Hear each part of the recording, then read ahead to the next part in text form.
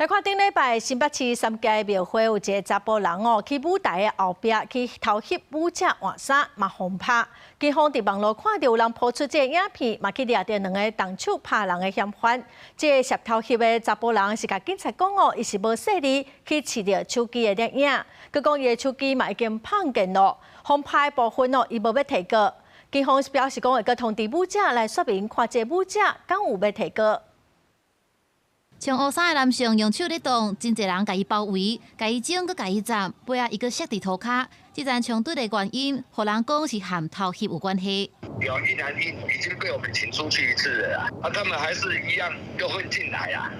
那个女的哦，就在我们那个牌楼那边哦，当众脱内裤，注意力都全部移到他那边去。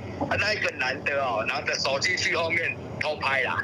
拍那个舞者在换衣服。当去到案发的所在，就伫新北市三甲的介寿路。侧白暗时6点外，当地公庙结束绕境的活动，这位男性互指控讲，西到舞台后壁偷翕庙会舞者换衫。